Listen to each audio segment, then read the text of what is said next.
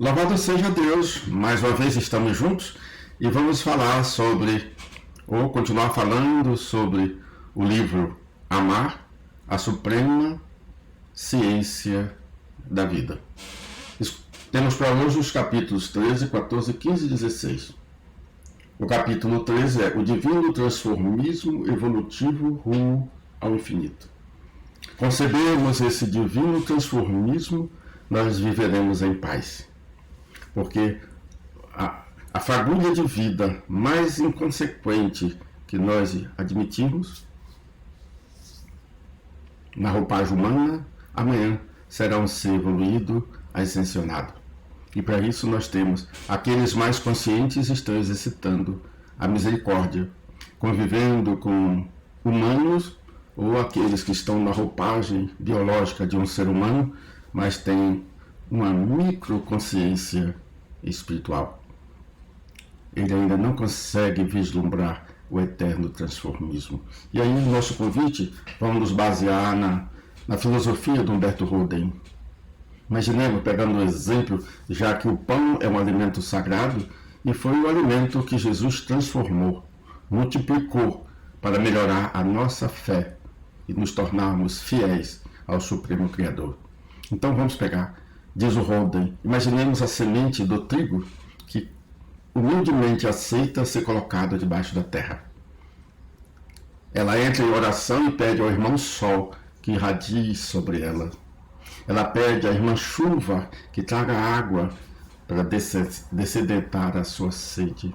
E a mãe natureza ouve as suas súplicas e ela brota, sai das entranhas da terra, se transforma e daqui a pouco tem semente para transformar, ser transformada. Mas a semente não vai direto ao forno para se transformar em pão. Então, associemos a nossa evolução a esse passeio que o Roden nos leva. Antes disso, o caroço, a semente do trigo aceita. São os trâmites normais da vida, a sua transformação. Ele é triturado, transformado em farinha, mas ele tem um foco, ele tem um objetivo, ele aspira a ser transformado num pão para alimentar a vida dos seus. E aí, ele é transformado nessa farinha. Quando ele é formatado na figura do pão, todo feliz da vida, agora eu sou pão para alimentar os companheiros do meu mundo, não, ainda precisa ir a chapa quente para sentir o calor da vida, adquirir sabor e chegar à mesa do cristão para se apresentar como alimento sagrado da nossa existência. Então, quando ele fala o divino transformismo evolutivo rumo ao infinito, nós já sabemos dos embates que a vida nos apresenta. Aqui, ali, acolá, em qualquer parte do universo, porque Deus é um só e nós somos unos com Ele. Então, o divino transformismo evolutivo e aquele que quiser se transformar no pão da vida para alimentar a essência divina de todos os seus semelhantes, que aceite as transformações naturais, as dificuldades existenciais, sem reclamar, porque para se tornar um pão para alimentar a vida dos nossos semelhantes é preciso coerência. Observemos as lutas que os grandes homens que representaram Deus encontraram aqui no plano material numa escola primária. Então, divino transformismo evolutivo rumo ao infinito. Observemos a sacralidade do pão na mesa do espírito terráqueo e as transformações que ele, desde a sua condição de semente, sofre para alimentar a força da fé, da fidelidade na nossa consciência. O capítulo 14 fala da fraternidade universal. Imaginemos só, nós estamos falando de fraternidade universal. Como eu vou me tornar um ser fraterno em termos universais se eu mesmo não consigo viver em paz? Se eu não vivo em paz, eu não tenho ainda graduação para viver em paz com os meus semelhantes. Então, para nós nos tornarmos fraternos numa linguagem universalista, é preciso que comecemos com a nossa paz interior. E para isso, nada melhor do que despertarmos mais Deus porque nós somos partes não apartadas de Deus. Nós somos figuras desse Deus. Nós temos a essência do Cristo amor em todos nós. Então, fraternidade universal. E aí diz o nosso Silvestre, o meu guia e porta-voz das Sagradas Fileiras. O primeiro passo para quem quer atingir a graduação universal é começar pela fraternidade. A fraternidade nos leva a um renascimento. Nasce no segundo passo, o renascimento, o homem novo, aquele solicitado por Jesus. O terceiro passo nessa escala da evolução é a harmonização dos nossos sentidos. Com a fraternidade, renascendo o homem novo, nós vamos adquirir a misericórdia do ver, do ouvir e do falar.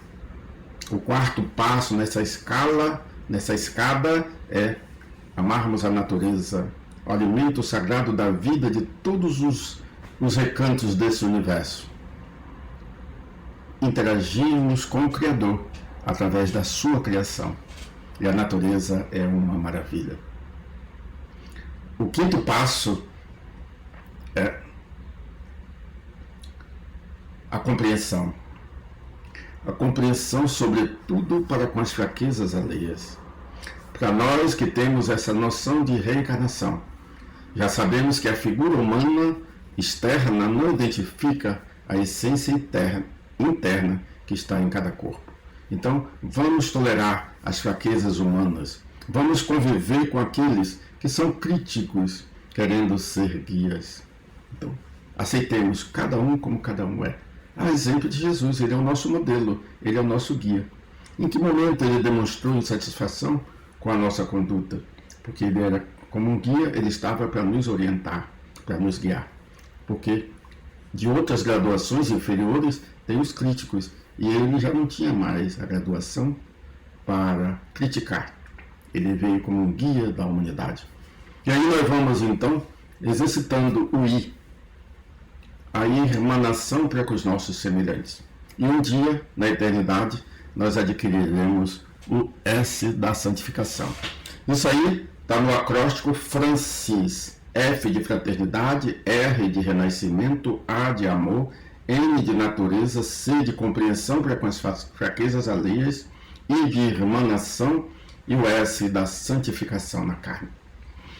O terceiro capítulo é amar a criação de Deus. O primeiro passo é nosso alto amor. Imaginemos quando nós nos amarmos. Quantas maravilhas, quantas ondas mentais, quantas paisagens de elevação, quanto crescerá em nossa concepção a essência de Deus em todo o universo criado. Nós olharmos para uma micropartícula, uma semente, e observarmos, se aquela semente for colocada no lugar adequado, ela vai brotar. Ela vai brotar e vai dar sinal que tem vida. Se essa sementezinha tem vida, ela tem Deus, porque não existe vida sem Deus, nem existe Deus sem vida. Nós respirarmos esse ar da terra ou do universo, e sabemos que estamos respirando o hálito da vida, como diz André Luiz, através de Chico Xavier.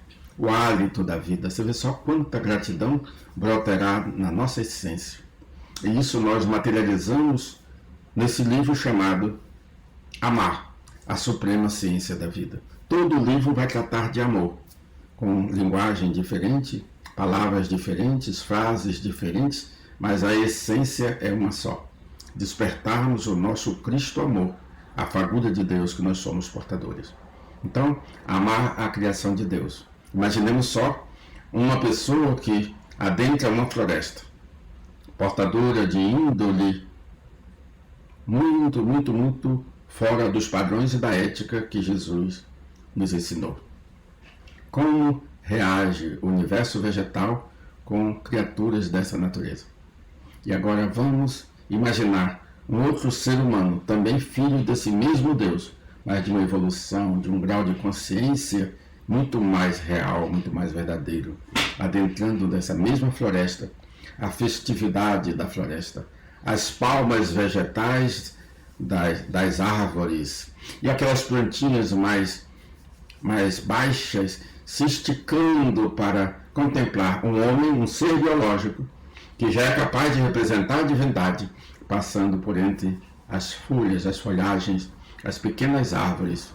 Imaginemos nós passando por aquele carvalho imenso, a emanação da energia desse homem mais pleno de Deus. E o carvalho, mesmo com toda a sua grandeza, ele se curva para contemplar a criatura humana, a maior criação de Deus no planeta Terra. E a gente encerra esse nosso vídeo de hoje falando sobre o milagre da vida saudável, capítulo 16.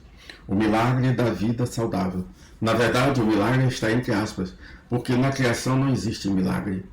Tudo é por mérito. Mas para nós termos aquela noção de que eu preciso adquirir o milagre da vida em mim, exteriorizar esse amor, e aí nós nos reportamos logo a Jesus.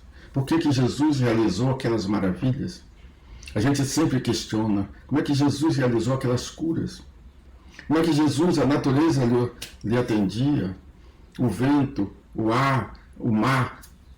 É porque ele estava conectado com a fonte máxima do amor do planeta Terra, o Cristo terráqueo. Então, o Cristo terráqueo é muito grande para nós concebermos. Então, nós nomeamos Jesus como nosso guia e nosso modelo. Então, é preciso que nós conheçamos o humano Jesus de Nazaré, filho de José e Maria, como que aquele ser especial agiu, como ele reagiu, como ele se apresentou no mundo material, quais foram as suas palavras de exaltação, quais foram as suas condutas que pudessem auxiliar na motivação, na mudança de frequência dos seus ouvintes, a ponto de curá-los com tanta naturalidade, sem a menor vaidade, simplesmente o dom sagrado que ele tinha como intermediário entre o Cristo planetário, entre o Cristo amor e a necessidade dos seus semelhantes. Então ele já tinha adquirido a voz da misericórdia, e via com os olhos da misericórdia e ouvia com os ouvidos da misericórdia. É um exercício para todos nós. E aí está o milagre da vida saudável. Nós não necessitamos de doenças. Aqueles que já têm consciência de que a parte não apartada de Deus não precisa desse impulso tão avassalador. A dor, as doenças e os sofrimentos. Simplesmente ele vive conectado com a frequência do Cristo amor para poder inspirar vida àqueles que fizerem parte da sua existência. Que ele, o nosso divino mestre, permaneça nas nossas aspirações.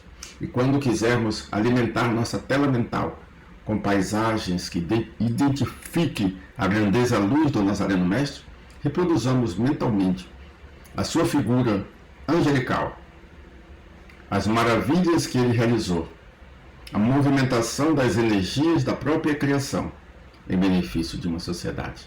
E de maneira tão desinteressada, não cobrava nada de ninguém, nem mesmo a atenção. Ele era a manifestação plena do amor. Adquiramos essa condição. Permaneçamos em paz e aspirando sempre melhores condições para refletirmos para o mundo a imagem e a mensagem daquele que é caminho, verdade e vida. Que também é caminho, verdade e vida.